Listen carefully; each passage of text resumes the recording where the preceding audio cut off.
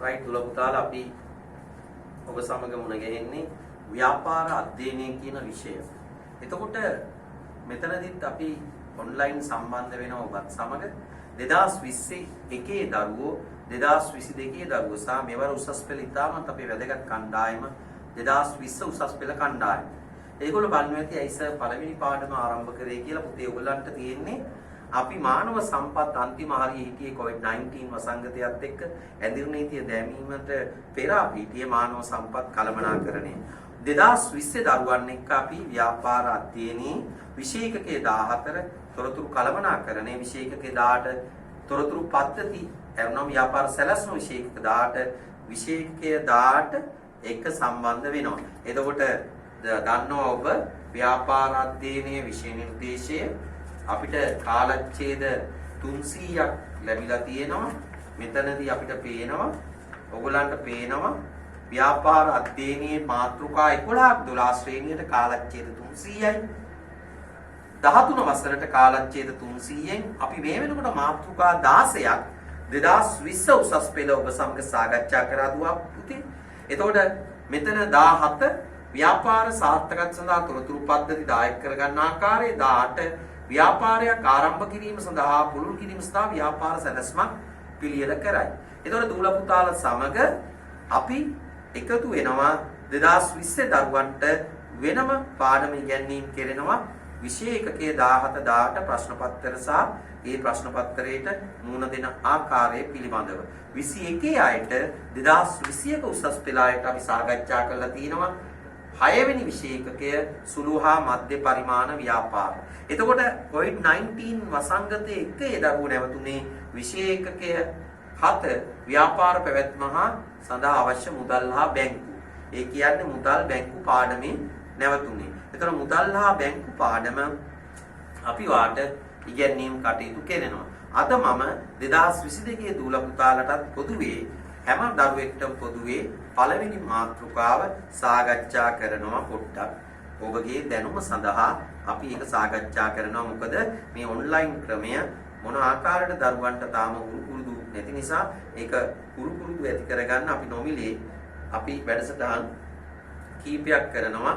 ඔබට මේ ආයතනයත් එක්ක සම්බන්ධ වෙලා අපේ සමත්වී වෙබ්සයිට් එකට ගිහිල්ලා ඒකේ ඔන්ලයින් ක්‍රමයට මගේ පාඩම් වැඩසටහන් සමග ඔබට සම්බන්ධ වෙන්න පුළුවන්. එහෙනම් දුවේ පුතේ බලමු මොකක්ද මේ ව්‍යාපාර අධ්‍යයනය කියන්නේ. එතකොට ඒකට ඉගෙනීම් ක්‍රියාවලියට රචයෙන් සෑම ව්‍යාපාර අධ්‍යයනයේ උගන්වන ගුරු භාවතමකින් ඉගෙනුම් 50 ආදර්ශ ක්‍රියාකාරකම් එක්ක ගුරුවත් පොතක් අපිට ලබා දීලා තියෙනවා. මේක 2019 මොකද මෙතන පළවෙනි පිටුවේම අපිට කතා කරන්නේ ව්‍යාපාරයක් යන කුමක්ද කියන එක. ව්‍යාපාර අධ්‍යයනයේ ව්‍යාපාරයක් යන කුමක්ද? එතකොට ව්‍යාපාරයක් යන ඒ කියන්නේ අපි කියනවා මිනිස් අවශ්‍යතා උවමනා තෘප්තිමත් කරන ඕනෑම ආර්ථික කටයුත්තක් අපි කියනවා පුළුල් නිර්වචනයක් ලෙස ගත්තොත් එහෙම ව්‍යාපාර අධ්‍යයනයේ පුළුල් නිර්වචනය කිව්වොත් මොකක්ද කියන එක තමයි ඉතින් කතා කරන්නේ. මිනිස් අවශ්‍යතා උවමනා තෘප්තිමත් කරන ඕනෑම ආර්ථික කටයුත්තක් ව්‍යාපාරයක් ලෙස අර්ථ දක්වනවා. ව්‍යාපාර අධ්‍යයනයේදී අපි කතා කරන්නේ පුතේ ව්‍යාපාරයක් යනු. මොකද්ද මේ ව්‍යාපාරයක් යනු කියන එක අපි කතා කරනවා. ව්‍යාපාරයක් යනු. එහෙනම් අධ්‍යයනය කරන්නේ අපි මෙන්න මේ කොටස. ව්‍යාපාරයක් යනු කියන කොටස. ව්‍යාපාරයක් යනු කියන්නේ කුමක්ද? එනම් පුළුල් නිර්වචනයේ ඉදිරිපත් කරනවා මිනිස් අවශ්‍යතා උවමනා තෘප්තිමත් කරන ඕනෑම ආර්ථික කටයුත්තක් අපි කියනවා මොකද්ද ව්‍යාපාරයක් කියලා. ඒ වගේම පටු නිර්වචනයක් කියනවා ලාභ ලැබීමේ අරමුණෙන් පවත්වාගෙන යන මිනිස් අවශ්‍යතා උවමනා සපුරාලීම සඳහා අවශ්‍ය භාණ්ඩා සේවා නිෂ්පාදනය බෙදා හැරීම අලවිය හා අනුබද්ධ සියලුම කටයුතු අපි ව්‍යාපාර ලෙස අර්ථ දක්වනවා. එතකොට පුතාලට පේනවා ව්‍යාපාර අධ්‍යයනයේදී ව්‍යාපාරයක් යනු කියන එක අපි දන්නවා ගුරුවත් පොතේ පිටු අංක 4 සාකච්ඡා කරනවා. ඒකේ උඩින්ම සාකච්ඡා කරන්නේ දූල පුතාලට ව්‍යාපාර අධ්‍යයනය පටු නිර්වචනය. ව්‍යාපාරයක් කියන පටු නිර්වචනය. ව්‍යාපාරයක් කියන පුළුල් නිර්වචනය. එතන මොකද්ද මේ පටු නිර්වචනය තුල සාකච්ඡා කෙරෙන්නේ? පටු නිර්වචනය. ව්‍යාපාර අධ්‍යයනයේදී පටු නිර්වචනය සහ පුළුල් නිර්වචනය. පුළුල් නිර්වචනය තමයි මෙතනදී කියනවා ව්‍යාපාර යනු මිනිස් අවශ්‍යතා වමනා ඉටු කිරීම සඳහා ඇති ඕනෑම ආර්ථික කටයුත්තකි. මොකද්ද පුළුල් නිර්වචන? සෑම දුවෙක් පුතෙක්ම කියන්නේ මොකද්ද? මිනිස් අවශ්‍යතා වමනා ඉටු කිරීම සඳහා ඇති ඕනෑම ආර්ථික කටයුත්තකි. එහෙනම් අපි යනවා පටු නිර්වචනයේට. මේ තියෙන්නේ ලාභ ලැබීමේ අරමුණින් පවත්වාගෙන යන මිනිස් අවශ්‍යතා වුණා සපුරාලීම සඳහා අවශ්‍ය භාණ්ඩ ආසේවා නිෂ්පාදනය, බෙදා හැරීම, අලවිය හා අනුබද්ධ සියලු කටයුතු සාමාන්‍යයෙන් ව්‍යාපාර ලෙස හඳුන්වනවා. එහෙනම් ඔබ මතක තියාගන්න ඕනේ ව්‍යාපාරයක් යන කියන එකට පුළුල් නිර්වචනයක් තියෙනවා, පටු නිර්වචනයක් තියෙනවා. එතකොට මෙන්න මේ 12 වසරට කාලච්ඡේද 300යි 13 වසරට කාලච්ඡේද 300ක් එක්ක අපේ විෂය නිර්දේශයේ පළවෙනි මාතෘකාවේ තමයි අපි මේක සාකච්ඡා කරන්නේ. එතකොට අපිට පේනවා පළවෙනි මාතෘකාවට කාලච්ඡේද 50ක් තියෙනවා. ඒතර පළවෙනි මාතෘකාවේ අපි කතා කරන්නේ ව්‍යාපාර පදනම හා ව්‍යාපාර ක්‍රියාත්මක වන පරිසර විමසයි. එතකොට කාලච්ඡේද 50ක් කතා කරද්දී ඒකෙදි පිටු අංක 4 ඔයාට පටු නිර්වචනීය මුලිනුත් පුළුල් නිර්වචනීය පසුවත් අපි සාකච්ඡා කරනවා.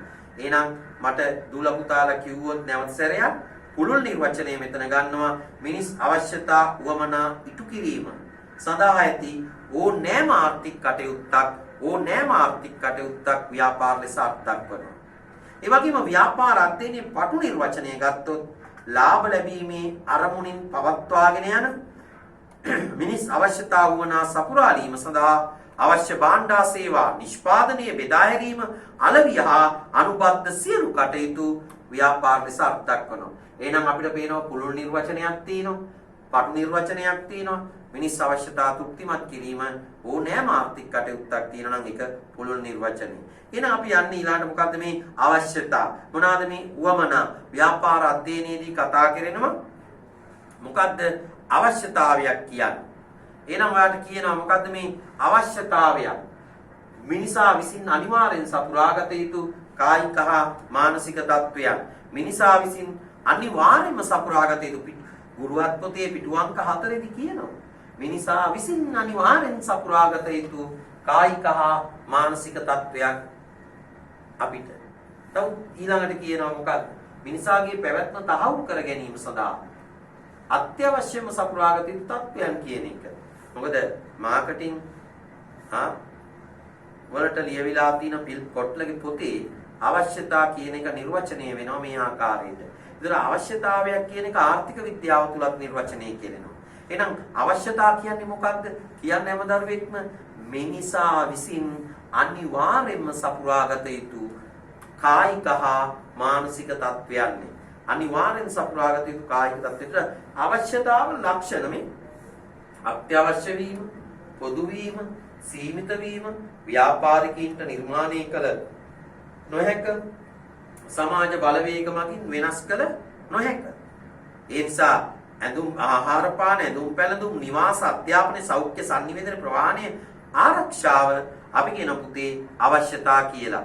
ආහාර පාන, ඇඳුම් පැළඳුම්, අධ්‍යාපනය, සෞඛ්‍ය සංනිවේදනය, ප්‍රවාහනය, ආරක්ෂාව කියන ඒවා අපි එතනදී ගන්නෙ. ඒ නිසා අවශ්‍යතා කියන එක අපි පැහැදිලිව නිර්වචනය කරනවා මිනිසා විසින් අනිවාර්යයෙන්ම සපුරාගත යුතු කායික හා මානසික තත්ත්වය.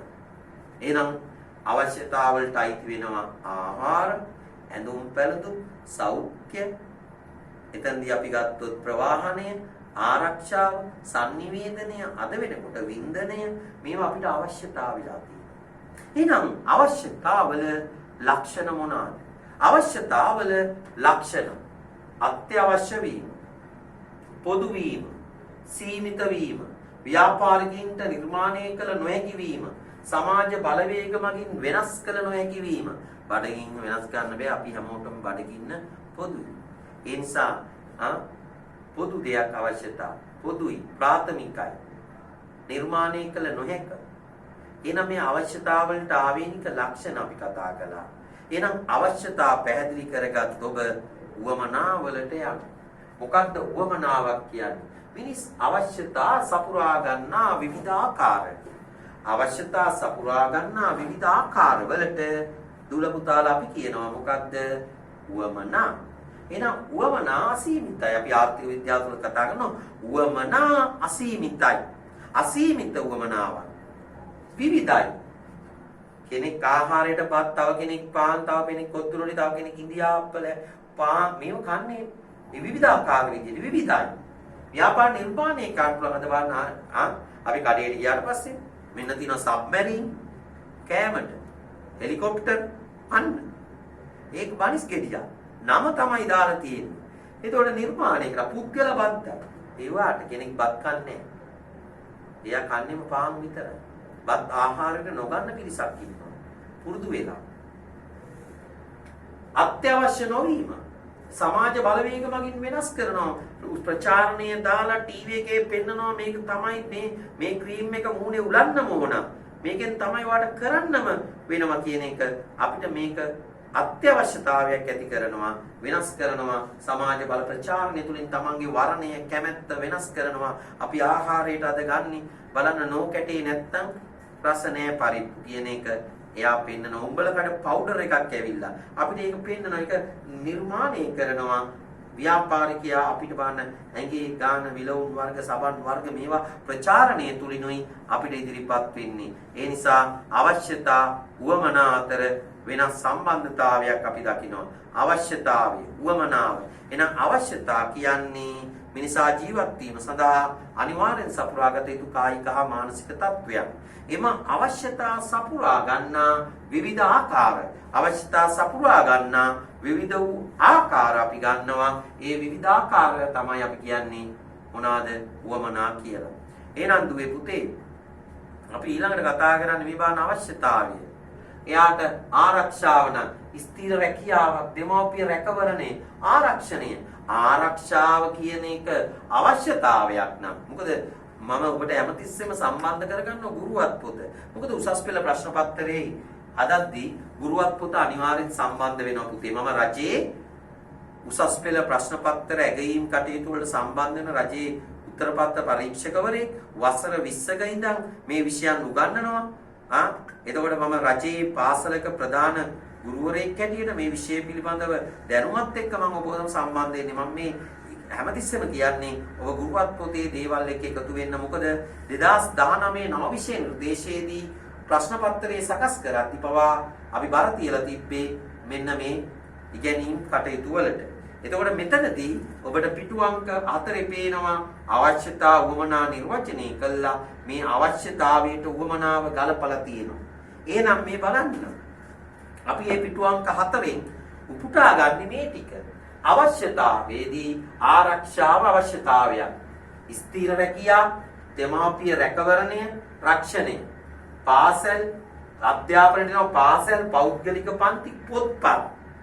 ඊළාට එනවා රජයේ සෞඛ්‍ය නම් අවශ්‍යතාවය, රජයේ රෝහල්, පෞද්ගලික වෛද්‍ය සේවා. ඊළඟට අවශ්‍යතාවයේ sannivedanaya නම් පුවත්පත්, ගුවන් විදුලි, දුරකථනය, අන්තර්ජාලය. අපේ අවශ්‍යතාවයේ ප්‍රවාහනය නම් වෑන්, ගුවන් යාන, නැව්, බස්. ආහාරය බත්, පාන්, ඉන්දියාව. අවශ්‍යතාවයේ ආහාර නම් බත්, පාන්, ඉන්දියාව. අවශ්‍යතාවයේ ජලය නම් ලිං ජලය, නල ජලය, බෝතල් කළ ජලය. අවශ්‍යතාවයේ ඇඳුම් පැළඳුම් නම් ගවුම්, කලිසම්, සාරි, පාවහන්. තේරුණාද? එතනදී පුතාලා ගවුම් අඳින්න යන්නේ. නමුත් අපි කියන්නේ අර පොදුවේ වාසස්ථාන, තට්ටු නිවාස, කූඩාරම්, බංගලා. එහෙනම් අවශ්‍යතාවයට උවමනා මොනවාද? ඒකත් උසස් පෙළ දරුවා සංසන්දනය. ඒතකොට අපි ඊළඟට ප්‍රවේශ වෙන්නේ අවශ්‍යතා සහ උවමනා අතර වෙනස්කම්. අවශ්‍යතා හා උවමනා අතර වෙනස්කම් මොනවාද? පුතේ ගුරුවත් පොතේ 5 වෙනි පිටුව ගත්තම අවශ්‍යතා උවමනා කියනවා සීමිතයි අසීමිතයි. අවශ්‍යතා සීමිතයි, උවමනා සීමිතයි. අවශ්‍යතා සෑම පුද්ගලයෙකුටම පොදුයි. උවමනා පුද්ගලයාගෙන් පුද්ගලයාට විවිධයි. අවශ්‍යතා ජීවත් වීම සඳහා අත්‍යවශ්‍යම සපුරාගත යුතු වේ. ජීවත් වීමට අත්‍යවශ්‍යම සපුරාගත යුතු නොවේ. 3. ව්‍යාපාරිකයන්ට නිර්මාණය කළ නොහැකිය. ව්‍යාපාරිකයන්ට නිර්මාණය කළ හැකිය. සමාජ බලවේග මගින් වෙනස් කළ නොහැකිය. සමාජ බලවේග මගින් වෙනස් කළ හැකිය. එහෙනම් අපිට කියන්න පුළුවන් අවශ්‍යතා ප්‍රාථමිකයි, වමනා ද්විතීකයි, අවශ්‍යතා පොදුයි, වමනා විවිධයි, අවශ්‍යතා සරලයි, වමනා මොකද වෙන්නේ? අවශ්‍යතා සංකීර්ණයි, වමනා සරලයි කියන එක. එතකොට මෙතනදී වාට පැහැදිලිව දීලා තියෙනවා. කරුණු 4ක් 5ක් දීලා තියෙනවා. අවශ්‍යතා සීමිතයි, වමනා සීමිතයි. අවශ්‍යතා සෑම පුද්ගලයාට පොදුවේ, පුද්ගලයාගෙන් පුද්ගලයාට විවිධ වේ. අවශ්‍යතා ජීවත් වීම සහ අත්‍යවශ්‍යම සපුරාගත යුතුය. ජීවත් වීමට අත්‍යවශ්‍යම සපුරාගත යුතු නොවේ. ව්‍යාපාරිකයන්ට නිර්මාණය කළ නොහැක. ව්‍යාපාරිකයන්ට නිර්මාණය කළ හැක. සමාජ බලවේග මගින් වෙනස් කළ නොහැක. සමාජ බලවේග මගින් වෙනස් කළ හැකිය. එහෙනම් අවශ්‍යතා වමනා අතර සම්බන්ධතාවයක් ඔබට පැහැදිලිව කියනවා. අවශ්‍යතා අපි ගත්තම සාමාන්‍ය පෙළ විභාගයේ ව්‍යාපාර අධ්‍යයනයේ කොමර්ස් කියන විෂය අධ්‍යයනය කළ තියෙන්නත් පුළුවන් නැති වෙන්නත් පුළුවන්. ඔබට අවශ්‍යතාවයක් නෑ. අපි දන්නේ නෑ ඉගෙන ගත්තද නැද්ද කියන එක විෂය. අපි මෙතනදී විෂය කරුණු ඔයාට මුල ඉඳන් ඉගැන්වීම් කටයුතු සිදු කරනවා. කිසි දෙයකට බය වෙන්න එපා. නිබන්ධනයේ අපි ඔන්ලයින් එවනවා. ප්‍රශ්න පත්‍ර සියල්ල ඒ ව්‍යාපාර ලකුණු දීමේ පටිපාටියට අනුව අපි ඉගැන්වීම් කටයුතු කරනවා. ඒ සියල්ල බය නැතුව ඔබ අපේ ඔන්ලයින් වැඩසටහනත් එක්ක සම්බන්ධ වෙන්න දිගටම පන්ති ආවා වගේම විශේෂත්වයේ තියෙන ඔබට තනියෙන් නිවැරදිව අධ්‍යාපනයක් ලබන්න මේකෙන් 20 21 22 සියලු දරුවන්ටම අපි සියලු පාසුකම් සපයලා තියෙනවා මේ සඳහා. ඒ නිසා අපි අවශ්‍යතා වමනා සාකච්ඡා කරනවා මෙතනදී. මොකක්ද අවශ්‍යතාවය? මොකක්ද වමනාව කියන එක? අවශ්‍යතා වමනා අතර වෙනස්කම් පැහැදිලි. දරුවෙක් කියනවා සරලයි සංකීර්ණයි. තේරුණාද? සරලයි සංකීර්ණයි. ප්‍රාථමිකයි ද්විතීකයි. පොදුයි විවිධයි. නිර්මාණය කළ නොහැක නිර්මාණය කළ හැක. එතකොට මේ තියෙන අවශ්‍යතා හා වමනා අතර වෙනස්කම්. හතරක් මතක තියාගන්න. පසුගිය විභාග ප්‍රශ්නවලදී ඔබෙන් අහනවා අවශ්‍යතා වමනා අතර වෙනස්කම්. එතකොට මේකෙත් පුතාලට ව්‍යාපාර අධ්‍යයනය 22 දරුවන්ට නැවත මතක් කිරීමක් කරනවා. මේකේ අපිට මාතෘකා ඔක්කොම එනවා 18ක්. 12 වසරට 11යි 13 වසරට 7යි. ඔක්කොම 18යි. අපිට බහුවර්ණ ප්‍රශ්න 30යි. හිස්තැන් පිරවීමට 10යි. නිශ්චිත කෙටි ප්‍රශ්න 10යි. අපිට කෙටි බහුවර්ණ ප්‍රශ්න පත්‍රයේ පැය 2යි ලකුණු 100ක් ලැබෙනවා. ප්‍රශ්න 50ට 2 ගානේ ලකුණු 100යි. ලියන ප්‍රශ්න පත්‍රයේ 12 වසර කොටස ප්‍රශ්න 4යි. 13 වසර ආ කොටස ප්‍රශ්න 4යි. අපිට ඒ ප්‍රශ්න පත්‍රයේ ලකුණු 100යි. ඔක්කොම ලකුණු 200ක් ලැබෙනවා. MCQ 30ක් මේ විදිහට අපිට ලැබෙනවා. එතකොට අපි මේ ප්‍රශ්න පත්‍රයේ ප්‍රශ්න එකිනෙක ඔයාලට සාකච්ඡා කරලා ඒ ප්‍රශ්න වලට උත්තර ලියන හැටි, ඒ උත්තර ලියලා අපි කොහොමද ලකුණු ගන්න හැටි, අපි ඇගීම් කටයුතු වලට සම්බන්ධ වන ගුරුවරයෙක් හැටියට මම ඔබට පියවරෙන් පියවර කියලා දෙනවා. එතකොට අපි ඔබට පැහැදිලි කරා පාඩමේදී ව්‍යාපාර අධ්‍යයනය, පුළුල් නිර්වචනය සහ පටු නිර්වචනය පිළිබඳව නිවැරදි අවබෝධයක් ඔයාට ලබා දුන්නා. මොකද්ද පටු නිර්වචනේ? මොකද්ද පුළුල් නිර්වචනේ කියන එක පැහැදිලිව ඔබ දන්නවා. ඊළඟට අපි ප්‍රවේශ වුණේ අවශ්‍යතාවය කියන්නේ මොකද්ද? වමනාව කියන්නේ මොකද්ද? අවශ්‍යතා වමනා අතර සම්බන්ධතාවය වෙනස්කම් අපි සාකච්ඡා කළා. අපි එතකොට ඊළඟ පියවරේ අපි කතා කරනවා පුතාලට අවශ්‍යතා ඉටු කරගන්නා ආකාරය. අවශ්‍යතා ඉටු කරගන්නේ කෙසේද? හුවමාරුව. අපේ ගෙදර අතිරික්ත භාණ්ඩ ටිකක් අපි ඉස්සරහට දැන් මේ දවස්වල ගෙවතු වගාව. ඔයාගේ ගෙවත්තේ තියෙන දඹල වැලේ වෙන්න පුළුවන් දඹල ටිකක් ඉස්සරහා ගෙදරට දෙනවා. ඒගොල්ලෝ දෙනවා. ඒගොල්ලෝ භාණ්ඩක්ක ටිකක් අපිට දෙනවා. ඒක භාණ්ඩ හුවමාරුවක් සිදු කර ගන්නවා. අපිට අපේ අවශ්‍යතාවයේ හුවමාරුවක් තුලින් සපුරා ගන්න. ඊළඟට හිඟමන්නේ ඇදීමෙන් අපිට තවත් කෙනෙක්ගෙන් ඉල්ලගෙන හිඟා කෑමෙන් කියන එක. මේ අනිත් එක තමයි තමා විසින්ම නිපදවා ගැනීම ස්වයං නිෂ්පාදනය. තම අවශ්‍යතා සඳහා තමා විසින්ම නිපදවා ගන්නවා. ඒකට අපි කියනවා මොකද්ද? ස්වයං නිෂ්පාදනය කියලා. සොරා ගැනීම, බලහත්කාරය මේ දවස්වල මේ හතරම සිදු වෙනවා. මේ දවස්වල COVID-19 වසංගතයත් එක්ක අපි දන්නවා මේ හතර බලහත්කාරය අපි ඉස්සරහා ගෙදර ගත්තේ තියෙන දෙයක් පුරෙන් කඩා ගන්න පුළුවන්. වෙනවනේ. හරි. ඉඟමන් ඉල්ලනවා. ඊළඟට තමන් ස්වයං නිෂ්පාදනම වත්ත කොටලා පැල ඉටවනවා, මිනිස් පැල ඉටවනවා. හරි ලස්සනයි ගෙවත්ත. ඊළඟට ඕමාරු කර ගන්නවා. එහෙනම් අපෙන් අහනවා පේපර් එකේදී මේ අවශ්‍යතා සපුරා ගන්නා ක්‍රමවේදය. අවශ්‍යතා සපුරා ගන්නවා උවමාරුව තමා විසින් නිපදවා ගැනීම, සොරා ගැනීම, ඉඟමන් ඉල්ලීම කියන එක. එතකොට ගුරුවත් පොතට සම්බන්ධ කරගෙන අපි ඊළඟ එක ගන්නේ මේ භාණ්ඩයකට තියෙන ඉල්ලුම. මොකද්ද මේ ඉල්ලුම කියන්නේ? පුතාට පේනවා මිලදී ගැනීම සඳහා ඇති හැකියාව සහ මිලදී ගැනීමේ සූදානම සහිතව යම් නිෂ්පාදිතයක් සඳහා පුද්ගලයෙකු තුල ඇතිවන කැමැත්තයි. ඉල්ලුම හට ගැනීමට ඉතුරු මූලික අවශ්‍යතා. නිෂ්පාදිතය සඳහා ඇති වමනාව. ක්‍රය ශක්තිය, මිලදී ගැනීමේ හැකියාව, මිලදී ගැනීමට ඇති සූදානම. එහෙනම් නිෂ්පාදිතය ඇති වමනාව, ක්‍රය ශක්තිය, මිලදී ගැනීම සඵල ඉල්ලුම තියෙනවා. ඉල්ලුම වගේම ක්‍රය ශක්තිය මත පදනම් වූ කැමැත්ත. අපි කියන සඵල ඉල්ලුම. මොකද? දුර පුතාලා කිව්වොත් මොකද සඵල ඉල්ලුම කියන්නේ? ක්‍රය ශක්තිය මත පදනම් වූ කැමැත්ත. දරුවා කල්පනා කරනවා මොකද්ද සර් මේ ක්‍රය ශක්තිය කියන්නේ? මිලදී ගැනීමට ඇති හැකියාව. අපිට මිලදී ගැනීමට තියෙන හැකියාව මතනේ පුතේ භාණ්ඩා සේවා ඉල්ලුම් කරන්නේ. එහෙනම් මිලදී ගැනීමට ඇති හැකියාව. ක්‍රය ශක්තිය මත පදනම් වූ කැමැත්ත. ක්‍රය ශක්තිය මත පදනම් වූ කැමැත්ත. ඒක තමයි කියන්නේ අපිට හැකියාව. එහෙනම් ඇති වමනාව අපිට හැකියාව තිබ්බත් වමනාවක් නැත්නම් අපි ඒ දේ මිලදී ගන්නෙ නැහැ. ඊළඟට මිලදී ගැනීමට ඇති සූදානම. මොකද්ද? මිලදී ගැනීමට ඇති සූදානම. ඊළඟට අපි එන්නේ උවමාරුව කියන එකට. මොකද්ද උවමාරුව කියන්නේ? වටිනාකමක් ඇති යමක් දෙපාර්ශ්ව එකඟතාවයක් මත එම දෙපාර්ශ්වය අතර ගනුදෙනු වීමයි. තේරුණාද? මොකද්ද? අපිට ඉල්ලුමක් ඇති වෙනවා. ඒ ඉල්ලුම කියන එක අපි ආයිසරයක් නිර්වචනය කරලා බලන්න. මේ මිලදී ගැනීම සඳහා ඇති හැකියාව, මිලදී ගැනීම සූදානම සහිතව යම් නිෂ්පාදිතා පුද්ගලයෙකු තුල ඇතිවන කැමැත්තයි. පුද්ගලයෙකු තුල ඇතිවන කැමැත්තයි. එහෙනම් ආයි කියන්නේ මොකද්ද? ඉල්ලුම කියන්නේ මොකද්ද? මිලදී ගැනීම සඳහා ඇති හැකියාව සහ මිලදී ගැනීමේ සූදානම සහිතව යම් නිෂ්පාදිතයක් සඳහා පුද්ගලයෙකු තුල ඇතිවන කැමැත්තයි. ඉල්ලුම හට ගැනීමට ඉතිතු මූලික අවශ්‍යතා.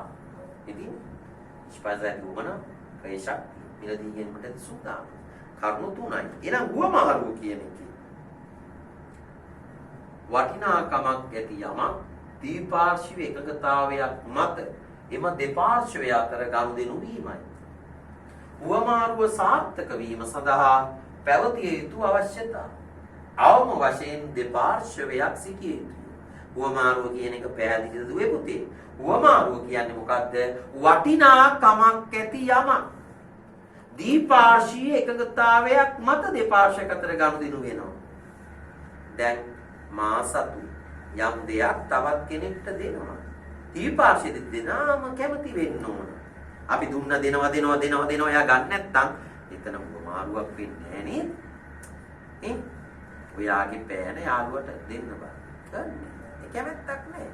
ඔයා පෑන දෙනකොට එයා ගන්නවා. දීපාර්ශ්වීය එකඟතාවයක්. මම දෙනකොට එයා ගන්නවා. පැහැදිලි. එහෙනම් උවමාරුව සාර්ථක වීම සඳහා පැවතිය යුතු අවශ්‍යතා. මොකක්ද? උවමාරුව සාර්ථක වීම සඳහා පැවතිය යුතු අවශ්‍යතා. අවම වශයෙන් දෙපාර්ශ්වයක් සිටිය යුතු වීම. එක් පාර්ශ්වය සතු වටිනාකමක් ඇති යමක් තිබිය යුතු වීම. එක් පාර්ශ්වය අතර උවමාරුවට බෙදා හැරීමට හැකියාව තිබීම. එක් පාර්ශ්වය යමක් පිළිගැනීමට හා ප්‍රතික්ෂේප කිරීමට නිදහසක් තිබීම. එක් පාර්ශ්වය අන් පාර්ශ්වය සමග ගනුදෙනු කිරීම යෝග්‍යයි විශ්වාස කළ යුතු වීම. කරුණු 5ක් පසුගිය විභාග ප්‍රශ්න පත්‍ර 5ක් ගත්තොත් 3 පාරක්ම මේ ප්‍රශ්නේ ඇහුවා. මොකක්ද? උවමාරුව සාර්ථක වීම සඳහා පැවතිය යුතු අවශ්‍යතා. කොහොමද කියන්න අපිට එක අවම වශයෙන් දෙපාර්ශ්වයක් සිටිය යුතුය. ඒ කියන්නේ පාර්ශ්වයන් දෙකක් ඉන්න එපා. උවමාරුවක් වෙන්න මම දෙනකොට ගන්න එක්කෙනෙක් ඉන්න එපා. එයා දෙනකොට මම ගන්නවා. දෙන්නෙක් ඉන්නවා. මම දෙනකොට ගන්නවා. දෙන්නේ දෙපාර්ශ්වයක් දෙක. එක් පාර්ශ්ව වටිනාකමක් ඇති යමක් තිබිය යුතුයි. මම දෙන්නේ යම් වටිනාකමක් තින්ද. වටිනා දෙයක් දුන්න ගණීද ඔයා? ඔයා කල්පනා කරන්න COVID-19 වසංගතයේ නොමිලේ දෙන්න ගත්තා දුවනවා. නායවල් වාගෙන ගේ ඇතුළට වෙලා දොරවල් වහ ගන්නවා. ඒක වසංගතයක්. ඔයාට කවුරු හරි ඇවිල්ලා වටිනා ජංගම දුරකථනයක් දෙනවා. ඔයා කියනවා මූ එපා. එහෙම කියන්නේ අපි එපා වගේ ගන්නවා. කොහොමද ගන්න දෙපාර්ශ්වයක් සම්බන්ධ වෙලානේ වටිනාකමක් ඇති දෙයක්. 3 එක් පාර්ශ්වයට වමාරුවට හා බෙදා හැරීමට හැකියාව. මේක sannivedanaya වෙන්න ඕනේ. අමන් වාට මේ වගේ දෙයක් ගෙනාවා. ඔයා ගන්නවද? අන්න කියනවා 3 වෙනි කරුණ එක් පාර්ශ්වයේ සතුව වටිනාකමක් ඇති යමක් තිබිය යුතු වීම. වටිනාකමක් ඇති යමක් තිබිය යුතු වීම. 4 එක් පාර්ශ්වයට යමක් පිළිගැනීම ප්‍රතික්ෂේප කිරීමට නිදහසක් තියෙනෝනේ. පිළිගැනීමට හා ප්‍රතික්ෂේප කිරීමට නිදහසක් තියෙන්න ඕනේ. මෙන්න මම දෙනවා. එයා ගන්නෙ නෑ. එයා කියන මට එපා. මට ඔයාගේ ෂුවර් නෑ. නේද? මට ඔයාගේ කුකුල ෂුවර් නෑ. ඔයා මම දෙනවා. දැන් කෑම බෙදා ගන්නති. අපි දකින්න ටීවී එකේ ප්‍රචාරණ දෙන්නීමකෝ. ඕ මට එපා. මට ඔයාගේ කුකුල ෂුවර් නෑ. එහෙම කියන්න පුළුවන්. අපි දුන්නට එයා ගන්නෙ නෑ. එයා ප්‍රතික්ෂේප කරනවා. අපි දෙනවා. කියනවා දෙන්න මට දෙන්න. එයා කැමති. අන්න 4 වෙනි කරුණ කියනවා පිළිගැනීම හා ප්‍රතික්ෂේප කිරීම. 5 එක් පාර්ශ්වයන් අන්පාර්ශ්වයන් සමග ගනුදෙනු කිරීමට යෝග්‍යයි විශ්වාස කළ යුතු වීම. මම දෙන කෙනා විශ්වාසද ෂුවර්ද? දෙනකොට කල්පනාවෙන් දෙන්න. මොකද එයා විශ්වාස කෙනෙක්ද? මෙයා සුරක්ෂිතද? ගනුදෙනු කිරීමට හොඳද? එහෙනම් 5 වෙනි කරුණෙන් කියනවා එක් පාර්ශ්වය අන්පාර්ශ්වය සමග ගනුදෙනු කිරීම යෝග්‍යයි විශ්වාස කළ යුතු වීම. අපි නිකම්ම දෙන්නේ නෑ. විශ්වාසවන්ත කෙනෙක්ටයි අපි දෙන්න ඕන. එහෙනම් උවමාරුව කියන්නේ මොකක්ද? දුවේ පුතේ කියමු බලන්න මොකක්ද උවමාරුව කියන්නේ? වටිනාකමක් ඇති යමක් දීපාර්ශ්වීය එකඟතාවයක් මත එම දෙපාර්ශ්වය අතර ගනුදෙනු වීම. එතකොට උවමාරුවට අවශ්‍ය ඉල්ලුමට අවශ්‍ය කරුණු 3යි. ක්‍රය ශක්තිය, මිලදී ගැනීමට ඇති කැමැත්ත සහ සැලැස්ම. නේද? අපි එතන ඉල්ලුමට කරුණු 3යි මේ. වමනාව, ක්‍රය ශක්තිය, සූදානම, සැලැස්ම. උවමාරුවට කීයද? 5යි. කරුණු 5යි. කියමු බලන්න උවමාරුවට අවශ්‍ය කොන්දේසි 5 දුල පුතාලා. 1. අවම වශයෙන් දෙපාර්ශ්වයක් සිටිය යුතු වීම. 2. එක් පාර්ශ්වයේ සතුව වටිනාකමක් ඇති යමක් තිබිය යුතු වීම. 3. එක් පාර්ශ්වය අතර උවමාරුවට හා බෙදා හැරීමට හැකියාව තිබීම. 4. එක් පාර්ශ්වයට යමක් පිළිගැනීමට හා ප්‍රතික්ෂේප කිරීමට නිදහසක් තිබීම. එක් පාර්ශ්වය අන්පාර්ශ්වය සමග ගනුදෙනු කිරීමට යෝග්‍යයි විශ්වාස කළ යුතු වීම. එනම් උවමාරුව කියන්නේ වටිනාකමක් ඇති යමක් දීපාර්ශ්වීය එකඟතාවයක් මත එම දෙපාර්ශ්වය අතර ගනුදෙනු වීමයි. ඒකට අවශ්‍ය කොන්දේසි 5 සානවතාවට හැම දුවෙක් පුතෙක්ම මේ වීඩියෝ එක බලද්දි කියන්න. 1. අවම වශයෙන් දෙපාර්ශ්වයක් සිටිය යුතුය. 2. එක් පාර්ශ්වයේ සතුව වටිනාකමක් ඇති යමක් තිබිය යුතු වීම. 3. එක් පාර්ශ්වය අතර උවමාරුවට හා බෙදා හැරීමට හැකියාවක් තිබීම. එක් පාර්ශ්වය යමක් පිළිගැනීම හා ප්‍රතික්ෂේප කිරීමට නිදහසක් තිබීම.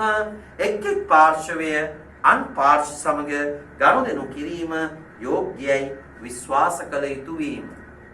එතකොට පුතේ සමාජය තුල අපි දකිනවා මොනවාද? ගනුදෙනුව. මොකද්ද ගනුදෙනුව කියන්නේ?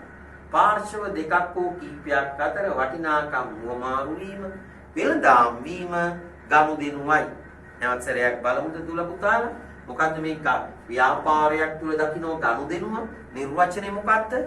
පාර්ශව දෙකක් හෝ කීපයක් අතර වටිනාකම වමාරු වීම, වෙළඳාම් වීම ගනුදෙනුවයි. වටිනාකම පාරිභෝගික අවශ්‍යතා ඉටු කිරීමට නිෂ්පාදිතයට ඇති හැකියාව පිළිබඳ පාරිභෝගිකයා මගින් කරනු ලබන ඇස්තමේන්තුවයි. වටිනාකම සමානයි ප්‍රතිලාභය බෙදීම පිරිවැය. සූත්‍රයක් එනවා. අපිට වටිනාකමක් ඇති යමක් තියෙනවා නම් ඒ වටිනාකම සමානයි ප්‍රතිලාභ බෙදීම පිරිවැය. ප්‍රතිලාභ බෙදීම පිරිවැය කියන එක. පැහැදිලිද? තෘප්තිය. පාරිභෝගිකය අපේක්ෂා කරන ආකාරයට නිෂ්පාදනයක් නිර්මාණය කිරීම මගින් ඇතිවන මානසික වින්දනය අපි කියනවා පුතේ තෘප්තිය කියලා. එහෙනම් දුල පුතාලට පැහැදිලිද? ව්‍යාපාරයක් පැවතීමට නම් ගනුදෙනුකරු තෘප්තිමත් වෙන්න ඕනේ. customer is a king. ගනුදෙනුකරුට රජෙක් ලෙස සැලකිය යුතුය. customer is නොදකි. මේ ගනුදෙනුකරුව ප්‍රතික්ෂේප කරොත් ඔව් ව්‍යාපාරයේ පැවැත්මට අහිතකර බලපෑම් කරනවා. customer is a king. ගනුදෙනුකරු රජෙක්. එහෙනම් අපි දකිනවා මේ කරුණු තුන, මේ නිර්වචන තුන අපි හරියට හඳුනා ගමු. පළවෙනි නිර්වචනය මොකද්ද? පාර්ශව දෙකක් හෝ කීපයක් අතර වටිනාකම් හුවමාරු වීම, වෙළඳාම් වීම ගනුදෙනුවයි. වටිනාකම පාරිභෝගික අවශ්‍යතා ඉටු කිරීමට නිෂ්පාදිතයට ඇති හැකියාව පිළිබඳ පාරිභෝගිකයා මගින් කරනු ලබන ඇස්තමේන්තුව. පාරිභෝගිකයා කරන ඇස්තමේන්තුව මේක වටිනා දෙයක්. ඇයි? පිරිවැයට ප්‍රතිලාභය බන වටිනාකම සමානයි ප්‍රතිලාභය නැත්නම් තෘප්තිය බෙදීම පිරිවැය කියන එක. තෘප්තිය කියන්නේ මොකද්ද? පාරිභෝගිකයා අපේක්ෂා කරන ආකාරයට නිෂ්පාදිතයට නිර්මාණය කිරීම මගින් ඇතිවන මානසික වින්දනයයි. එහෙනම් දූල පුතාලා තේරුම් ගත්ත දැන් මොකද්ද ව්‍යාපාරයක් කියන්නේ මොකද්ද? ව්‍යාපාරයක් පුළුල් ලෙස අර්ථ දක්වන්න. ව්‍යාපාරයක් පටු ලෙස අර්ථ දක්වන්න. ඊට පස්සේ අවශ්‍යතා කියන්නේ මොකද්ද? උවමනා කියන්නේ මොකද්ද? මොකද්ද ඉල්ලුම කියන්නේ? ඉල්ලුම තීරණය වීමට බලපාන සාධක තුන. මොකද්ද උවමාරුව කියන්නේ? උවමාරුවට අවශ්‍ය කොන්දේසි පහයි. මොකද්ද ගනුදෙනුව? මොකද්ද වටිනාකම? මොකද්ද තෘප්තිය කියන එක අපි පැහැදිලිව හඳුනා ගන්නවා. එහෙනම් දූල පුතාලට තේරෙනවා අපි ඊළඟට ප්‍රවේශ වෙන්නේ මේ ගුරුවත් පොතේ පිටු අංක 5 කතා කරනවා. මොකද්ද නිෂ්පාදිතයක් කියන්නේ? නිෂ්පාදිත මොනවාද මේ නිෂ්පාදිත? මෙයා කියනවා මිනිස් අවශ්‍යතාව වුණා තෘප්තිමත් කරන වෙළඳපොළට ඉදිරිපත් කරන ඕනෑම දෙයක්. වෙළඳපොළට ඉදිරිපත් කරන ඕනෑම දෙයක්. එහෙනම් අන්න අපි එනවා මොකද්ද මේ නිෂ්පාදිතය? අපි කියනවා මිනිස් අවශ්‍යතාව වුණා තෘප්තිමත් කිරීම සඳහා වෙළඳපොළට ඉදිරිපත් කරන ඕනෑම දෙයක්. අන්න දැන් දුල පුතාලා බලන්න කියන්න නිර්වචනේ මා සමග මිනිස් අවශ්‍යතා සහ වමනා තෘප්තිමත් කිරීම සඳහා වෙළඳපොළට ඉදිරිපත් කරන ඕනෑම දෙයකි. වෙළඳපොළට ඉදිරිපත් කරන ඕනෑම දෙයක් අපි කියනවා මොකද්ද? නිෂ්පාදිතයක් කියලා. එතන නිෂ්පාදනය භාණ්ඩ සේවා අදහස්. නමුත් අද පුළුල්ව ගත්තම අපිට සංකල්ප 10ක් විතර නිෂ්පාදිතය කියන එකට අපිට සංකල්ප 10ක් විතර ඉදිරිපත් ගන්න පුළුවන්. භාණ්ඩ වමනා සපුරාලන ඇසට පෙනෙන ස්පර්ශ කළ හැකි දේ. අපි යන පොතක් ගන්න, පෑනක් ගන්න, මේක ඇවිල්ලා භාණ්ඩයක් කියලා අපිට කියන්න පුළුවන්. භාණ්ඩයක් මොකක්ද? වමනා සපුර ඇසට පේන ස්පර්ශ ගන්න පුළුවන් දෙයක්. සේවා එක් පාර්ශවකින් තවත් පාර්ශවයකට ඉදිරිපත් කරන ක්‍රියාකාරකමක් හෝ ප්‍රතිලාභයයි. මොකක්ද උදේ සේවාවක් කියන්නේ? එක් පාර්ශවකින් තවත් පාර්ශවයකට ඉදිරිපත් කරන ක්‍රියාකාරකමක් හෝ ප්‍රතිලාභයයි. ක්‍රියාකාරකමක් හෝ ප්‍රතිලාභයකි. ගුරු වෘත්තිය, වෛද්‍ය සේවයේ නීතිඥවරයෙක් වෙන්න පුළුවන්. මේ සේවාවන් ගත්තා. එතකොට සේවාවක් කියන්නේ මොකක්ද? එක් පාර්ශවයක් විසින් තවත් පාර්ශව ඉදිරිපත් කරන ක්‍රියාකාරකමක් හෝ ප්‍රතිලාභී. අදහස් පුද්ගලයෙකුගේ හෝ සංවිධානයක අවශ්‍යතාවයක් හෝ වමනාවක් ඉටු කළ හැකි ව්‍යවසායකයෙකු තුල ඇතිවන සිතුවිලි අදහසක් අපි කියනවා සරලව අලෙවි කර හැකි ව්‍යාපාර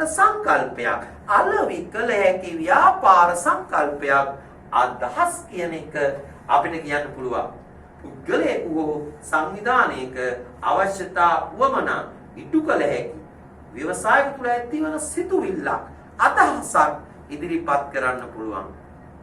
ඔබට ධනාත්මකව සිතුවිලි ඕන. අපි ඍණාත්මක COVID-19 වසංගතයත් එක්ක අපිට මානසිකව ඇද වැටෙන්න පුළුවන්. අපි පාඩම්ක වැඩක් නෑ, අපිට මේක කළ වැඩක් නෑ. මේක හරියන්නේ. නමුත් අපි සිතුවිලිත් එක්ක ධනාත්මක සිතුවිලි අලෙවි කරන්න පුළුවන්. මිනිසුන්ට ආමසල්ලි අදහසක් කෙනෙක්. එනම් එක් පාර්ශ්වයෙන් තවත් පාර්ශ්වයකට ඉදිරිපත් කරන සේවාවක් වගේ පුද්ගලයෙකුගේ හෝ සංවිධානයක අවශ්‍යතාවයක් හෝ උවමනාවක් ඉටු කළ හැකි ව්‍යවසායකයෙකු තුළ ඇතිවන නව සිතුවිල්ල. එහෙනම් අදහස් කතා කළා ඉසව් ඉවෙන්ට්ස් පුද්ගලයෙකු ඒකරාශී වන විවිධ අවස්ථා හෝ වැඩසටහන් IPL වෙන්න පුළුවන්. ඒ තරගාවලි ප්‍රාණී වගේ දෙයක්. පුද්ගලයන් ඒකරාශී වන විවිධ අවස්ථා හෝ වැඩසටහන්.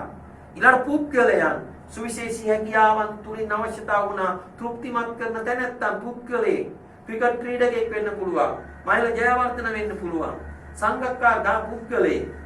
ඉතින් ස්ථානයක් පුද්ගල ආකර්ෂණය කරගෙන මුදල් ගෙවන්න අරඹන තැන්. සීගිරියට ඔබ යන්නේ මුදල් ගෙවා ටිකට් පතක් ගන්න ඕනේ. එන ස්ථාන අත්දැකීම් දිගු කාලයක් යමක් කිරීම තුලින් ලබාගත් පන්නරය ඒ අත්දැකීම් දෙන්න පුළුවන්.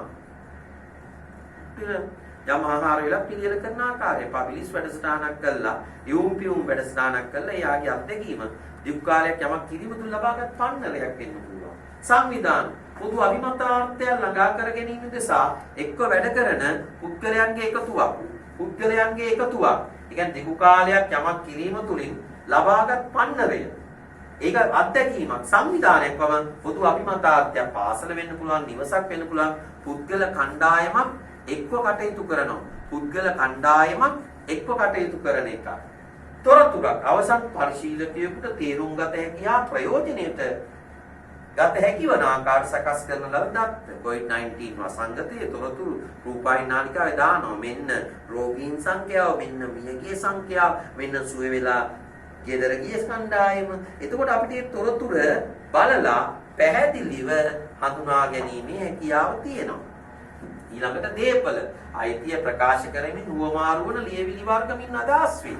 ඒ නිසා පුතේ ඔබට තියෙන ජංගම දුරකථනයේ ඔබේ නිවස දීපල ඔප්පුවක් මගින් අයිතිය ඔබේ වාහනය මෝටරසයිකලය ඔබට ඔප්පුවක් මගින් වාහන බලපත්‍රය මගින් අන්නේ ඔබට අයිතිය දීලා තියෙන දීපල ඔබ සතුයි. ඒ උගස් තියන්න පුළුවන් උපසිංහයකට ගිහලා පොත ගිහින් LB ෆිනෑන්ස් එකට පොත අරන් යනවා දුවලා අදිස්‍යස්ත සල්ලි ගන්න පුළුවන්.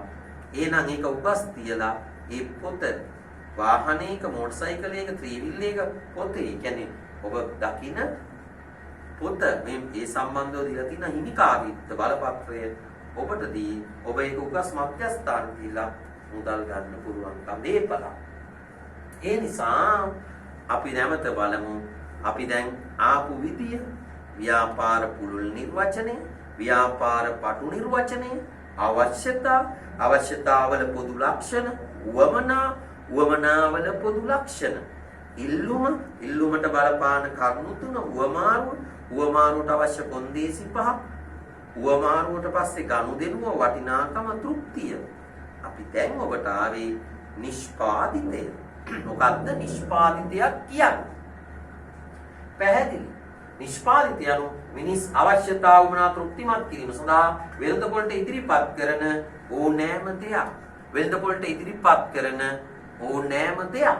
එහෙනම් නිෂ්පාදිතයන් ප්‍රභේද අපි කතා කරන භාණ්ඩ, සේවා, අදහස්, ඉසව්, පුද්ගලයන්, ස්ථාන, අත්දැකීම්, සංවිධාන, තොරතුරු සහ දීපල කියන එක. පැහැදිලිද දුල පුතාලට දැන් ඒක ඊළඟට අපි ගුරුවත් පුතේ ඉදිරිපත් කරන පළවෙනි පාඩමට අදාළ කොටස භාණ්ඩ හා සේවාවල ලක්ෂණ. නම් භාණ්ඩයක් කියන්නේ මොකක්ද? භාණ්ඩයක් අපිට ධන තෘප්තියක් ලබා දෙන දෙයක්. පියවියසට පේන අපි කතා කරා මෙතනදී නේද භාණ්ඩ කියන එක. මේ වමනා සපුරාලන ඇසට පේන ස්පර්ශ කළ හැකි දේ භාණ්ඩ. එහෙනම් මේ භාණ්ඩවල ලක්ෂණ මොනවාද?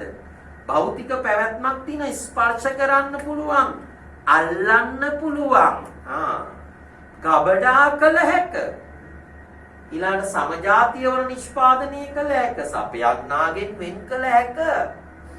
සේවා. එහෙනම් සේවා නිර්වචනෙත් අපි කිව්වා ඉස්සෙල්ලා පුතාලට. මොකද්ද මේ සේවාව කියන එක? මේ තියෙන්නේ එක් පාර්ශවයක් විසින් තවත් පාර්ශවයකට ඉදිරිපත් කරන ක්‍රියාකාරකම් ඕ ප්‍රතිලාභයකි. තත් සේවාවක් කියන්නේ මොකක්ද? එක් පාර්ශවයක් විසින් තවත් පාර්ශවයකට ඉදිරිපත් කරන ක්‍රියාකාරකමක් ඕ ප්‍රතිලාභයකි. එහෙනම් ගුරුවත් පොතේ 5 වෙනි පිටුවේ කියන්නේ මේ භාණ්ඩ සේවා අතර වෙනස්කම්. භාණ්ඩ හා සේවා අතර වෙනස්කම් පිටු අංක 5 කියන්නේ මොනවාද? එහෙනම් ඒ වෙනස්කම් පැහැදිලිව හඳුනා ගමු. භෞතික පැවැත් ස්පර්ශ කළ හැක, ස්පර්ශ කළ නොහැක, අස්පෘශ්‍යයි. ගබඩා කළ හැක, ගබඩා කළ නොහැක. සපයන්නාගෙන් වෙන් කළ හැක, සපයන්නාගෙන් වෙන් කළ නොහැක. ඊළඟට මේක සමජාතීයයි, මේක විවිධයි. එහෙනම් ස්පර්ශ කළ හැකි, ස්පර්ශ කළ නොහැකි, ස්පෘශ්‍යයි, අස්පෘශ්‍යයි. ගබඩා කළ හැක භාණ්ඩ, සේවා ගබඩා කළ නොහැක. මේක සමජාතීය, විවිධයි. වෙන් කළ හැක, වෙන් කළ නොහැක. සේවාව සපයන්නාගෙන් සේවාව වෙන් කළ නොහැක. ඒකයි දැන් අපි ඔන්ලයින් උගන්වන හින්දා ඔබට මේ වැඩසටහන නැවත ඉල්ලීමක් කරලා ඒක ලබා ගන්න ඒ ආයතනයෙන් ඔබට පාසුකමක් දෙන්න පුළුවන්.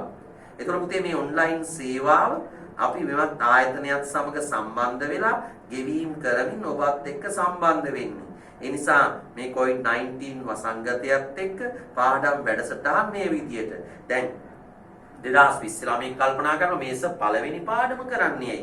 නෑ පුතේ. ඔබට අවශ්‍ය පාඩම් සියල්ල මම දැන් ඔබට කළමනාකරණය කළා YouTube එක හරහා මේ වෙනකොටත් ඔබ දැනුවත් කරගෙන යනවා.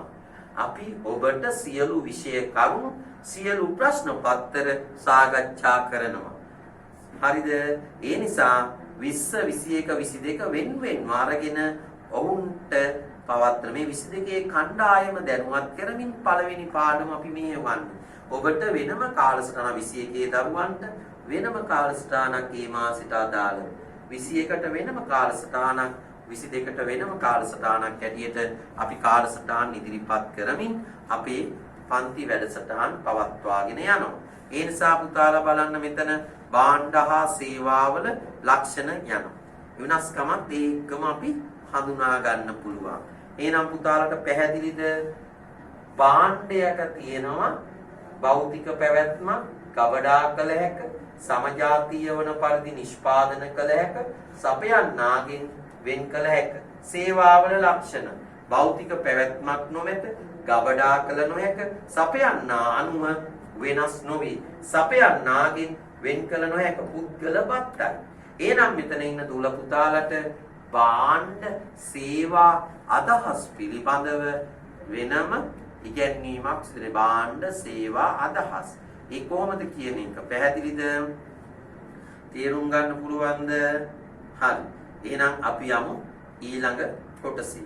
එහෙනම් අපිට මෙතන පුතාලට පේනවා ස්පර්ශතාවයේ ස්පර්ශ කළ හැකියාව මත එතන ප්‍රභේදයක් වාට තියෙනවා. නිෂ්පාදිතයක් කොහොමද වෙන් කරන්න කියන එක. එහෙනම් අපිට පුතාලට ගන්න පුළුවන් මෙතන පැහැදිලි පොඩි ඔයාලට පේනවා මෙතන නිෂ්පාදිතයේ කොටස් දෙකයි භාණ්ඩ සේවා කියන එක. භාණ්ඩ සේවා භාණ්ඩ කොටස් දෙකකට බෙදෙනවා කල් පැවැත්ම අනුව භාවිතය අනුව. භාවිතයේ කොටස් දෙකකට බෙදෙනවා පාරිභෝගික භාණ්ඩ, කාර්මික භාණ්ඩ. මෙතන සේවා. මෙතන සේවා. පැහැදිලිද පුතේ? ඒ යම් වෙනසක් ඔබට පේන්නේ ෆ්‍රොන්ට් එකේ තිබෙන වෙනසක් නිසා බයපෑ ඒක හදලා ඔබට ඉදිරිපත් කරනවා. ආනේ අවසරයක් අයමුම්කම් දෙන්න, නිවැරදිව බලන්න. ස්පෘශ්‍යතාවය අනුව නිෂ්පාදිතයේ කොටස් දෙකකට බෙදෙනවා. නිෂ්පාදිතයේ කොටස් දෙකයි භාණ්ඩ සේවා. භාණ්ඩ සේවා. භාණ්ඩ කොටස් දෙකයි. භාණ්ඩ කොටස් දෙක මොකද්ද? කල් පැවැත්ම අනුව කල් පවතින භාණ්ඩ, කල් නොපවතින අනුව ඒ භාවිතය අනුව පාරිභෝගික භාණ්ඩ, ප්‍රාග්ධන භාණ්ඩ, පාරිභෝගික භාණ්ඩ 4යි. පාසු භාණ්ඩ, සාප්පු භාණ්ඩ, විශේෂිත භාණ්ඩ, නොසෙවූ භාණ්ඩ. ප්‍රාග්ධන භාණ්ඩ කොටස් 3යි. ද්‍රව්‍ය හා කොටස්, ප්‍රාග්ධන අයිතම, සැපයුම් හා ව්‍යාපාරික සේවා. සේවා කොටස් 3යි. ඔයාලට බෙදනවා මොනවාද? ඍජු සේවා. ඊළාට ව්‍යාපාරික සහාය සේවා කියලා. එහෙනම් මෙතනදී අපි හඳුනාගත්තේ ඔයාට නිෂ්පාදිතයක් පිළිබඳව. මොනවාද මේ නිෂ්පාදිතය බෙදී යන ආකාරය පිළිබඳව. නිෂ්පාදිතය බෙදෙන්නේ කොහොමද කියන එක තමයි අපි මෙතනදී අධ්‍යයනය කරන්නේ. එහෙනම් පුතාලා බලන්න කොහොමද නිෂ්පාදිතය බෙදෙන්නේ? භාණ්ඩ සේවා. භාණ්ඩ සේවා කියන්නේ භාණ්ඩ කොටස් දෙකයි. අපි ගන්නවා භාණ්ඩ කොටස් දෙක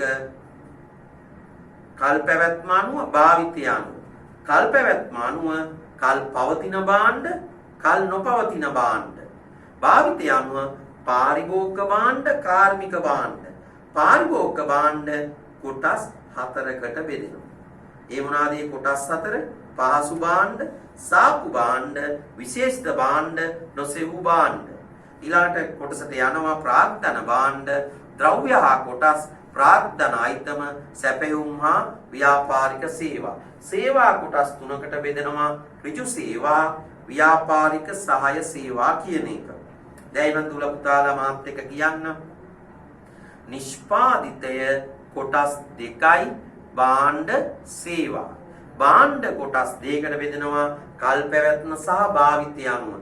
කල් පැවැත්ම අනුව කල් පවතින භාණ්ඩ, කල් නොපවතින භාණ්ඩ. ඒ වගේම අපි භාවිතය අනුව පාරිභෝගික භාණ්ඩ, ප්‍රාග්ධන භාණ්ඩ. පාරිභෝගික භාණ්ඩ කොටස් 4කට බෙදෙනවා. පහසු භාණ්ඩ, සාප්පු භාණ්ඩ, විශේෂිත භාණ්ඩ, නොසෙවූ භාණ්ඩ. ප්‍රාග්ධන භාණ්ඩ කොටස් 3යි. ද්‍රව්‍ය හා කොටස්, ප්‍රාග්ධන අයිතම, සැපයුම් හා ව්‍යාපාරික සේවා. සේවා කොටස් දෙකයි. ඍජු සේවා, උපකාරක සේවා ගම ගුරු වෘත්ති වෛද්‍යවරයෙක්, නීති උපරක්ෂණයේ ප්‍රවාහනයේ sannivedanaya ගබඩාකරණය, මුදල් හා බැංකු. ඒ ටික අපිට කියන්න පුළුවන්. එහෙනම් දුල පුතාලට ඉතාම පැහැදිලි දැන් කියපු ටික පළවෙනි මාතෘකාවේ පළවෙනි කොටස් ටික අපි කිව්වේ ව්‍යාපාරයක් පුළුල්ව නිර්වචනය කරා. මිනිස් අවශ්‍යතාව වුණා තෘප්තිමත් කරන ඕනෑම ආර්ථික කටයුත්තක් කියන එක. එනම් පටු නිර්වචනය කිව්වා ලාභ ලැබීමේ අරමුණින් මිනිස් අවශ්‍යතාවන තෘප්තිමත් කිරීමට භාණ්ඩා සේවා, නිෂ්පාදන, බෙදාහැරීම, අලෙවිය අනුබද්ධිත සියලුම සේවා කියන එක. ඊළඟ අවශ්‍යතාව ලක්ෂණ, උවමනාවල ලක්ෂණ, අවශ්‍යතාව උවමනා අතර වෙනස්කම් කියන එක. ඉල්ලුම, උවමාරුව, ගනුදෙනුව, වටිනාකම සහ තෘප්තිය කතා කළා. නිෂ්පාදිතයේ සංකල්ප ටික, නිෂ්පාදිතයේ පුළුල් අපි සංකල්ප කතා කළා. නිෂ්පාදිතයේ බෙදී යනවා මේ ස්පෘශ්‍යතාවය ස්පර්ශ කිරීමේ හැකියාව මත නිෂ්පාදිතය බෙදී යාම අපි සාකච්ඡා කළා. එහෙනම් දුල පුතාලට පේනවා පාඩම ව්‍යාපාර අධ්‍යයනය මේ විදියට අපි ක්‍රමානුකූලව ව්‍යාපාර අධ්‍යයනයේ පාඩම් එකිනෙක මේ විදියට ඔයාට නිබන්ධනේ ඉදිරිපත් කළා. ඒකට අදාළ ප්‍රශ්න පත්‍රات එක්ක අපි මේ ඔන්ලයින් වැඩසටහනත් එක්ක ඉගැන්වීම් කටයුතු සියල්ලම නිවැරදි ආකාරයට සිදු කෙරෙනවා. එහෙනම් බය නැතුව මේ වැඩසටහනත් එක්ක සම්බන්ධ වෙන්න. ඉතාමත් නිවැරදිව ඒ වැඩසටහන් ටික ඔබට ගේනවා 20, 21, 22 කණ්ඩායමට. ඊළඟට අපි ප්‍රවේශ වෙමු මේකේ. මෙන්න මේ පාරිභෝගික භාණ්ඩ අවසන් පාරිභෝජනයේට මිලදී ගන්නා භාණ්ඩ. පාරිභෝගිකයා විසින් අවසන් පාරිභෝජනයේට මිලදී ගන්නා භාණ්ඩ මොනවාද? පාරිභෝගික භාණ්ඩ. පාරිභෝගිකයා විසින් අවසන් පාරිභෝජනයේ මිලදී ගන්නා භාණ්ඩ මොනවාද? පාරිභෝගික භාණ්ඩ. පාරිභෝගිකයා විසින් අවසන් පාරිභෝජනයේ මිලදී ගන්නා භාණ්ඩ මොනවාද? පාරිභෝගික භාණ්ඩ. අන්න ඒකයි. එතකොට දැන් මෙතෙක් කරපු ටිකට එන ප්‍රශ්න. ඒ නිසා පුතේ අපි මේකම සමත් වී වෙබ්සයිට් එක හරහා ඔයාට දානවා online papers. දැනට මම ආර්ථික විද්‍යා ප්‍රශ්න පත්‍ර 5කුත් ව්‍යාපාර අධ්‍යයනයේ ප්‍රශ්න පත්‍ර 5කුත් දීලා තියෙනවා. ඒවා බලන්න ඒ ප්‍රශ්න පත්‍රයේ අරංගු ප්‍රශ්න ඔයාට ලකුණු කරලා පාඩම් කරලා ලකුණු කරාම ඔයා කරලා ඉවරුනාම ඔයාට ඒවලෙම බලලා ලකුණු දෙනවා. එතකොට මේ ප්‍රශ්න පත්‍ර වැඩසටහන අපි කරගෙන යනවා. එතකොට ඔබ 20ට වෙනම 21ට වෙනම 22ට වෙනම ප්‍රශ්න පත්‍ර අපි සකස් කරලා ඔබට ඉදිරිපත් කරනවා. එහෙනම් අපි පාරිභෝගික භාණ්ඩ කියන එක බලනවා. පාරිභෝගික භාණ්ඩ කියන්නේ අවසන් පාරිභෝජනය සඳහා මිලදී ගන්නා භාණ්ඩ. අවසන් පාරිභෝජනයට මිලදී ගන්නා භාණ්ඩ. එනම් පාසු භාණ්ඩ තියෙනවා, සාප්පු භාණ්ඩ තියෙනවා, විශේෂිත භාණ්ඩ තියෙනවා, නොසෙවූ භාණ්ඩ තියෙනවා. එහෙනම් පාරිභෝගික භාණ්ඩයක් අවසන් පාරිභෝජනය සඳහා මිලදී ගන්නා භාණ්ඩ. අවසන් පාරිභෝජනය සඳහා මිලදී ගන්නා භාණ්ඩ වලට අපි කියනවා මොනවාද? පාරිභෝගික භාණ්ඩ කියලා. එහෙනම් මෙතන පළමුව කතා කරනවා සාප්පු භාණ්ඩ. පාරිභෝගිකයා නිරන්තරයෙන් මිලදී ගනී. මිලදී ගැනීමට ඉතා සුළු ප්‍රයත්නයක් දරයි. අඩු මිලක් සහිතයි. ජීවන කාලය කෙටි. එහෙනම් පාසු භාණ්ඩයක් නිර්වචනය කරද්දී ලක්ෂණ 4යි. මොකක්ද මේ ලක්ෂණ 4? පාරිභෝගිකයා නිතර මිලදී ගනී. මිලට ගැනීමට ඉතා සුළු ප්‍රයත්නයක් දරයි. අඩු මිලක් සහිතයි. ජීවන කාලය කෙටිය. උදාහරණ සිසිල් බීම, කමා පුවත්පත්, කමා දුරකථන කාඩ්පත්. 2 සාප්පු භාණ්ඩ. සැලකිය යුතු ප්‍රයත්නයක් දරා මිලට ගනු ලබයි. මිල ගුණාත්වයේ සන්නම මෝස්තරය සඳහා බලා මිලට ගනු ලබයි. කාල පරතරයක් යටතේ මිලදී ගනී. රෙදිපිලි, ගෘහ භාණ්ඩ, සුවඳ විලවුන්, විශේෂිත භාණ්ඩ මිලට ගැනීමට විශාල කාලයක් ආශ්‍රමයක් දරයි. දිගු කාලයකට වරක් මිලදී ගනී. භාණ්ඩවල මිල ඉහළයයි. බෙදා හැරීම සීමා සහිතයි. මෝටර් රථ, පරිගණක, ජංගම දුරකථන, නොසෙවූ භාණ්ඩ වෙළඳ පොලේ ඇති නමුත් මිලදී ගැනීමට ප්‍රයත්නයක් සාමාන්‍ය පෙළ කරන ළමයෙක් කියන්නේ නොසෙවූ භාණ්ඩයක් කියන්නේ මිනි පෙට්ටියක්. නැත්තම් ඔයා දන්න සෝහන් පොතක් කියවනේ මේවා මිලදී ගන්න බව තියෙනවා. මරණම නිගන්නේ. නැතුව දැම්ම ගෙදර ගෙනියලා තියාගන්නේ නෑනේ. එතකොට මේ ශබ්දකෝෂ ග්ලොසරි කියන එක. ශබ්දකෝෂ ජීවිත රක්ෂණ, ඖෂධ, සංගරා, සෝන් පොත් කියන එක දාලා තියෙනවා. නමුත් මෙතන නවකතා අපි අලුතෙන් දෙයක් රක්ෂණ ඔප්පු, නව රක්ෂණ ඔප්පු ඒවා තියෙනවා වෙළඳ පොලේ අපි මිලදී ගන්න උත්සාහයක් කරන්නේ. එහෙනම් පුතාලා හඳුනා ගන්නවා පාරිභෝගික භාණ්ඩ කියන්නේ අවසන් පාරිභෝජනය සඳහා මිලදී ගන්නා භාණ්ඩ. එහෙනම් මෙතන පාරිභෝගිකයා නිතර මිලදී ගනී. මිලට ගැනීමට ඉතා සුළු ප්‍රයත්නයක් දරයි. අඩු මිලක් සහිතයි.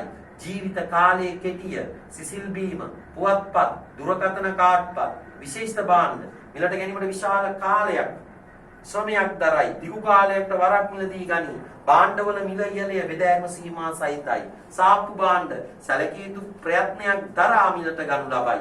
මිල ගුණාත්වය යන වැදගත් මිල ගුණාත්වය සන්නම මෝස්තරය සසඳා බලා මිලට ගනු ලබයි. කාල පරතරයක් යටතේ මිලදී ගැනීම. නොසෙවූ භාණ්ඩ වෙළඳ පොලේ ඇති නමුත් මිලදී ගැනීමට ප්‍රයත්නයක් නොදරයි. ඒ නිසා දූල පුතාලට පැහැදිලිව නිවැරදි අවබෝධයක් වෙනවා පාරිභෝගික භාණ්ඩ අවසන් පාරිභෝජනයේට මිලදී ගන්නේ. මෙතනින් ලකුණු 4ක් පේපර් එකේ අහනවා. පාසු භාණ්ඩ, සාප්පු භාණ්ඩ, විශේෂිත භාණ්ඩ, නොසෙවූ භාණ්ඩ. පාරිභෝගික භාණ්ඩ වර්ග 4 නම් කරන්න කියලා. පාසු භාණ්ඩ, සාප්පු භාණ්ඩ, විශේෂිත භාණ්ඩ, නොසෙවූ භාණ්ඩ. මිල ගුණාත්වය සන්නම ගැන සැලකිලිමත් වෙලා මිලදී ගන්නා භාණ්ඩ සාප්පු භාණ්ඩ. කොයිතරම් ඉස්තම් පුරවන්න අහනවා.